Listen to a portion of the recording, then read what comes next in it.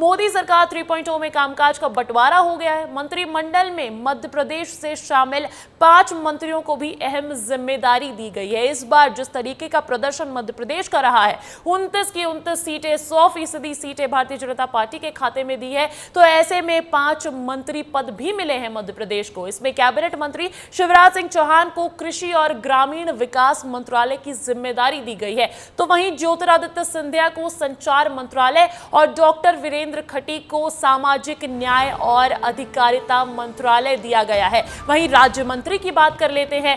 केंद्रीय राज्य मंत्री दुर्गादास उइके को जनजातीय कार्य मंत्रालय और सावित्री ठाकुर को महिला एवं बाल विकास मंत्रालय की जिम्मेदारी दी गई है। तो देखिए, 5 अहम मंत्रालय इस बार मध्य प्रदेश के खाते में गिरे हैं। मंत्रिमंडल में मध्य प्रदेश से शामिल 5 मंत्रियों को भी अहम जिम्मेदारी दी गई है। इसमें कैबिनेट मंत्री शिवराज सिंह चौहान, जो कयास लगाया जा रहा था कि कृषि मंत्री बनाए जाएंगे क्योंकि उनके कार्यकाल में मध्य प्रदेश में कृषि क्षेत्र में बहुत विकास हुआ है, उसी को देखते हुए ये बड़ी सौगात कृषि और ग्रामीण विकास मंत्रालय की जिम्मेदारी पूर्व सीएम थे, अब कैबिनेट मंत्री हैं और अब तो कृषि मंत्री हैं शिवराज सिंह चौहान, उसकी जिम्मेदारी शिवराज सिंह चौहान को दी गई है। तो वहीं ज्योतिरादित्य सिंधिया, जो कि एविएशन मिनिस्टर थे और अब उनको टेलीकॉम मिनिस्टर बना दिया गया है, संचार मंत्रालय उनको सौंपा गया है। तो वहीं डॉक्टर वीरेंद्र खटीक टीकमगढ़ से जीत कर आए हैं, उन्हें सामाजिक न्याय और अधिकारिता मंत्रालय दिया गया है। वहीं अगर मैं बात कर लूं राज्य मंत्री के पदों की, तो केंद्रीय राज्य मंत्री दुर्गादास उइके को जनजातीय कार्य मंत्रालय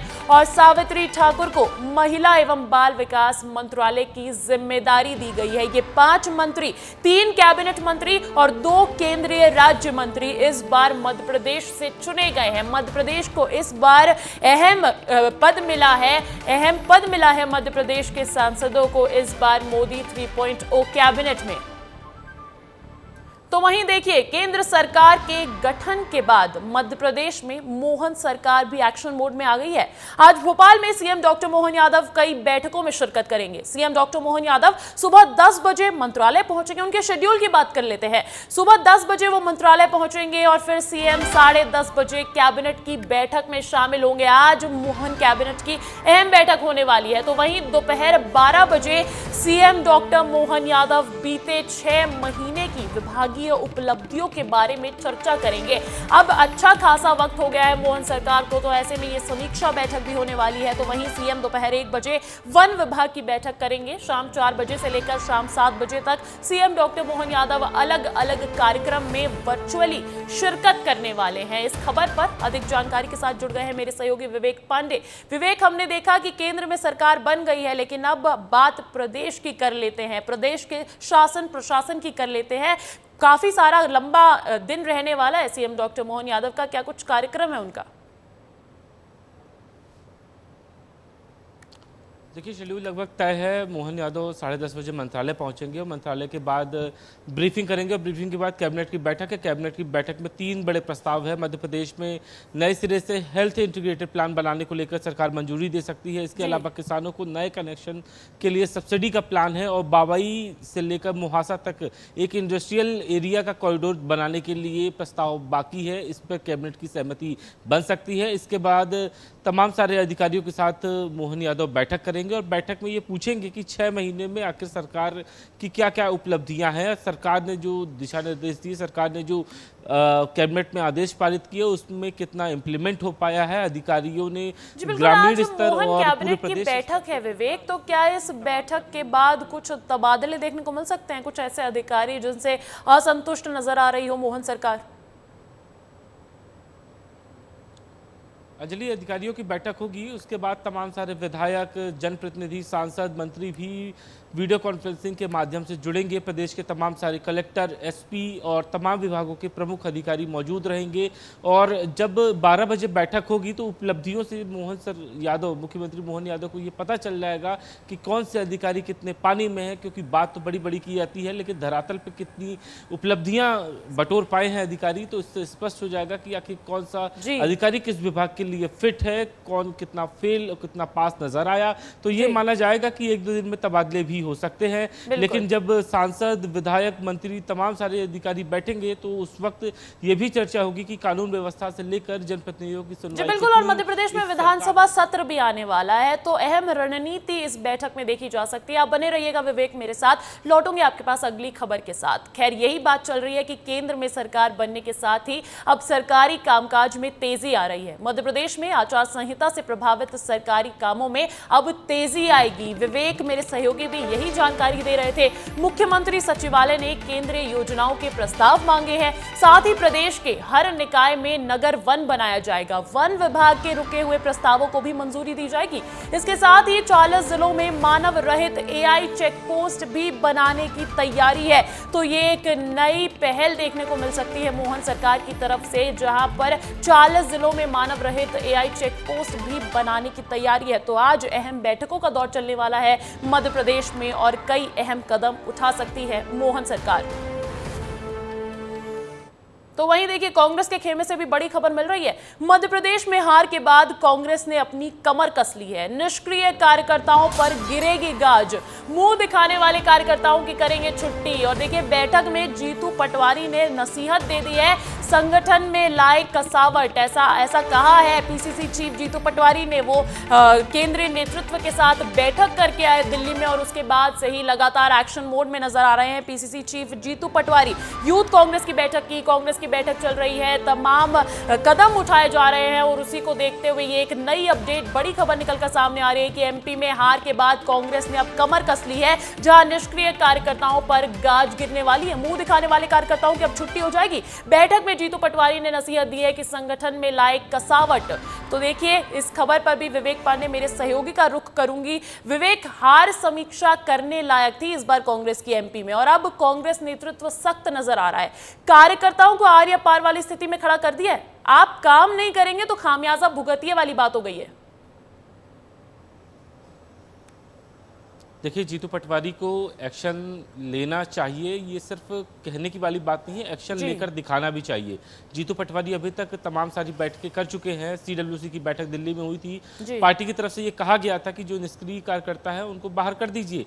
तमाम सारे कांग्रेस के लीडरशिप के नेता भी यही कह रहे हैं कि जीतू पटवारी को एक्शन लेना होगा, क्योंकि विधानसभा के बाद, लोकसभा चुनाव हार के बाद अगर कार्यकर्ता कमजोर नजर आ रहे हैं, पार्टी के तमाम पदाधिकारी कमजोर नजर आ रहे हैं, सिर्फ बैठकों तक नजर आ रहे हैं, तो ऐसे में जीतू पटवारी को एक्शन लेना चाहिए, तभी कांग्रेस सर्वाइवल कंडीशन में पहुंच पाएगी। क्योंकि मध्य प्रदेश में कांग्रेस का जमींदार भी खत्म होने की स्थिति में पहुंच चुका है। कांग्रेस के तमाम सारे बड़े नेता सवाल उठा चुके हैं, ये कह चुके हैं कि जीतू पटवारी फैसले बाद में लेते हैं, बातें पहले कर लेते हैं और मार्गदर्शन उस आला कमान से लेते हैं जो खुद मार्गदर्शन की देने की स्थिति में नहीं है। और पिछले दिनों लक्ष्मण सिंह का ट्वीट आया था कि जीतू पटवारी वो अपने रास्ते में आखिर कब खड़े होंगे। तो ऐसी स्थिति में जब संगठन को मजबूत करना है तो एक्शन लेना पड़ेगा अंजलि, तभी जीतू पटवारी एक सफल पीसीसी अध्यक्ष बन पाएंगे। कांग्रेस के वरिष्ठ नेता अजय सिंह भी सवाल उठा चुके हैं। ऐसे में अध्यक्षता पर जवाबदेही तो बनती है और जीतू पटवारी लगातार अब एक्शन मोड में नजर आ रहे हैं और सत्याग्रह भी करने वाले हैं, खबर ये भी है। तो लगातार अब कदम उठाते दिख रहे हैं पीसीसी चीफ जीतू पटवारी। अब बात कर लेते हैं देश के दिल के मुख्यमंत्री रहे शिवराज सिंह चौहान की, जो अब केंद्रीय मंत्री हैं और अब तो कृषि मंत्री हैं। शिवराज सिंह चौहान पहली बार केंद्रीय मंत्री बनने के बाद दिल्ली में कई नेताओं से मिले। मध्य प्रदेश के सीएम ने भी मिठाई खिलाकर बधाई दी। देखिए रिपोर्ट इस पर। नरेंद्र दामोदर दास मोदी ईश्वर की शपथ लेता हूं कि 9 जून को नरेंद्र मोदी ने तीसरी बार पीएम पद की शपथ ली। उनके साथ 71 और नवनिर्वाचित सांसदों ने मंत्री पद की शपथ ली और इन मंत्रियों में 5 मंत्री मध्य प्रदेश से भी थे। शिवराज सिंह चौहान, ज्योतिरादित्य सिंधिया, वीरेंद्र खटीक, सावित्री ठाकुर और दुर्गा दास उइके मंत्री बनाए गए। कल पद की शपथ लेने के बाद आज शिवराज सिंह ने कई दिग्गजों से मुलाकात की। नए मंत्री बने शिवराज सिंह आज किससे मिलने पहुंचे, सबसे पहले आपको ये बता देते हैं। पूर्व राष्ट्रपति रामनाथ कोविंद से शिवराज सिंह ने की मुलाकात। लाल कृष्ण आडवाणी से मिले शिवराज सिंह। मुरली मनोहर जोशी से मिलकर उनका हाल जाना। बीजेपी के राष्ट्रीय अध्यक्ष और नए कैबिनेट में मंत्री बने जेपी नड्डा से भी मिले शिवराज सिंह। डॉक्टर मोहन यादव और शिवराज सिंह की मुलाकात हुई। तो वहीं शिवराज सिंह ने एमपी के राज्यपाल मंगू भाई पटेल से भी मुलाकात की। इन सबसे मिलने की तस्वीरें कैबिनेट मंत्री शिवराज सिंह चौहान ने खुद अपने सोशल मीडिया एक्स पर पोस्ट किया है। मंत्री पद की शपथ लेने के बाद शिवराज सिंह चौहान ने मीडिया से बात करते हुए कहा कि पीएम मोदी ने राष्ट्र के लिए काम करने का मौका दिया है, ये मेरे लिए सौभाग्य की बात है। अपने जीवन का दिन महत्वपूर्ण नहीं है, महत्वपूर्ण ये है कि हम अपने देश के लिए कितना जीते हैं और क्या कर पाते हैं। मैं बहुत भाव विभोर हूँ। अपने महान राष्ट्र की सेवा करने का अवसर मुझे प्रधानमंत्री जी ने दिया है। उनके नेतृत्व में भारत नई ऊंचाइयां छुएगा और मेरा अपना विश्वास है कि भौतिकता की अग्नि में दग्ध विश्व मानवता को शाश्वत शांति के पथ का दिग्दर्शन कराएगा। केवल शिवराज सिंह ने ही नहीं, मोदी सरकार में मध्य प्रदेश से 5 नवनिर्वाचित सांसद और एमपी से राज्यसभा सांसद एल मुरुगन को मिलाकर कुल 6 मंत्री बनाए जाने पर एमपी के सीएम डॉक्टर मोहन यादव ने भी पीएम मोदी का आभार जताया। यशस्वी प्रधानमंत्री का बहुत बहुत आभार। 6 मंत्री हमारे अपने राज्य को मिले हैं, 5 हमारे अपने राज्य के और 1 हमारे राज्यसभा के माननीय एल मुरुगन जी जो मध्य प्रदेश के कोटे से ही हैं। मेरी अपनी ओर से सभी माननीय मंत्रीगणों को बधाई और यशस्वी प्रधानमंत्री को खास तौर पर बधाई, जिनके नेतृत्व में मंत्रिमंडल का गठन हुआ है।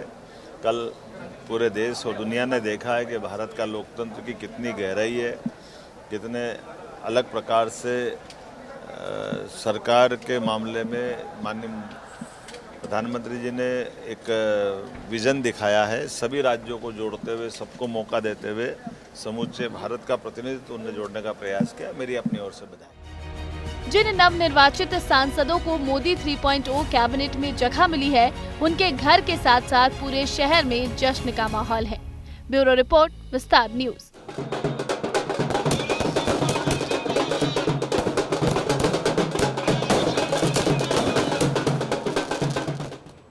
तो पीएम मोदी के तीसरे कार्यकाल में मध्य प्रदेश के पूर्व सीएम शिवराज सिंह चौहान को बड़ी जिम्मेदारी दी गई है। शिवराज को भारत का नया कृषि मंत्री बनाया गया है। वहीं इसके अलावा शिवराज को किसान कल्याण और ग्रामीण विकास मंत्रालय को संभालने की भी जिम्मेदारी दी गई है। और इस बीच कैबिनेट मंत्री शिवराज सिंह चौहान ने कहा कि प्रधानमंत्री की प्राथमिकता, सरकार की प्राथमिकता किसान कल्याण है। सरकार नई नहीं है, निरंतरता है। 10 साल में भी बेहतर काम किया है और अपने संकल्प पत्र में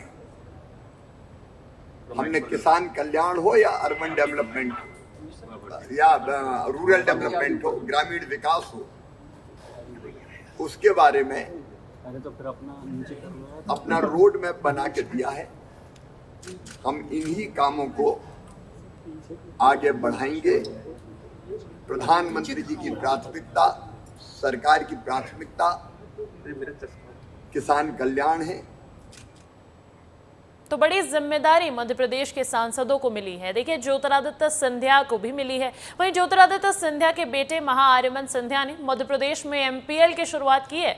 इस मौके पर विस्तार न्यूज संवाददाता सूरज तिवारी ने महाआर्यमन सिंधिया से बात की और बातचीत के दौरान महाआर्यमन सिंधिया ने ज्योतिरादित्य सिंधिया को जिताने के लिए मध्य प्रदेश की जनता का आभार जताया है। क्रिकेट के क्षेत्र में मध्य प्रदेश के खिलाड़ियों को एक बड़ा प्लेटफॉर्म मिलने जा रहा है। एमपीएल की शुरुआत महाआर्यमन सिंधिया ने कर ली है। बातचीत कर लेते हैं। सर, एमपीएल की शुरुआत की है, क्या पूरी रूपरेखा होने वाली है? देखिए, जैसे आपने देखा है, काफ़ी लोग बहुत उत्साहित हैं एमपीएल के बारे में। ये एक मंच है जिसके द्वारा हम खिलाड़ियों को एक प्लेटफॉर्म दे ताकि वो अंतर्राष्ट्रीय स्तर पे लोगों को दिखा पाए अपना स्किल, जो हमारे इंडियन स्काउट्स हैं उनको दिखा पाए, उनको एक कमाने का एक मौका मिले, उनको जो अनुभवी प्लेयर्स हैं उनके साथ भी खेलने का एक मौका मिले, और जो है बिज़नेस कम्युनिटी जो है इसमें शामिल हो, ताकि सारे भाग, जो क्रिकेट के सारे भाग है, administration, business community, public, player, साथ मिलके इसको आगे बढ़ाए। एमपीएल के बाद आईपीएल की भी आप बातचीत कर रहे थे, क्या स्ट्रेटजी है? अभी आईपीएल पे मैं कम फोकस करूंगा, अभी मैं एमपीएल पे ज़्यादा फोकस करूंगा। मैं चाहता हूं कि एमपीएल बहुत सफल हो और उसके फिर अगला स्टेप होगा आईपीएल पर। पहले पिताजी को लेकर भी बातचीत करूंगा। बड़ी जीत हुई है, मंत्रालय कल मंत्री पद की शपथ भी ली है, क्या जी? मैं अपनी जनता को, मध्य प्रदेश और गुना की जनता को बहुत बहुत धन्यवाद कहना चाहूँगा कि उन्होंने हम पर भरोसा दिया फिर से, और सहायता और विश्वास दिया है। और हम चाहते हैं कि जल्द से जल्द उनके बीच में आके वो प्रगति और विकास फिर से लेके आए जो जिसका हमने वादा दिया। हमारे साथ महारमन सिंधिया थे, जिन्होंने बताया कि एमपीएल की हमने शुरुआत की है, बाद में हम आईपीएल की भी शुरुआत करेंगे। और हमारे कहा फिलहाल जिस तरह से एमपीएल की मध्य प्रदेश में शुरुआत हुई है, आने वाले दिनों में ग्वालियर में ये मैच खेला जाएगा और आप देखेंगे कई टीमें आमने सामने भिड़ेंगी। कैमरा पर्सन राकेश के साथ सूरज तिवारी, विस्तार न्यूज। केंद्रीय विदेश मंत्री एस जयशंकर अपना कार्यभार संभालने के लिए मंत्रालय पहुंचे हैं। ले चलते हैं सीधा आपको, क्या कुछ कह रहे हैं सुनवा देते हैं आपको। We delivered where the G20 presidency was concerned. We took on the challenges of COVID, including Vande Bharat mission and vaccine Maitri supplies. We also were the center of crucial operations like Operation Ganga and Operation Kaveri. So quite apart from the normal diplomacy, I think I really deem it a matter of great satisfaction that in the last decade this ministry under the leadership of Prime Minister Narendra Modi has become a very people-centric ministry. You can see that in terms of our improved passport services, in terms of the community welfare fund support that we give to Indians abroad. तो देखिए, ये सुन रहे थे आप S Jaishankar को विदेश मंत्रालय की जिम्मेदारी एक बार फिर से एस जयशंकर को सौंपी गई है। मोदी 2.0 में विदेश मंत्री रहे, अच्छा प्रदर्शन किया है और अब मोदी 3.0 में एक बार फिर से उन्हें ये जिम्मेदारी मिली है। ऐसे में कार्यभार संभालने पहुंचे हैं एस जयशंकर और कह रहे थे कि प्रधानमंत्री नरेंद्र मोदी की अध्यक्षता में पिछले 10 सालों में एक अच्छे वैश्विक स्तर पर भारत आकर खड़ा हो गया है और आगे भी आने वाली डिप्लोमेसी पर काम किया जाएगा।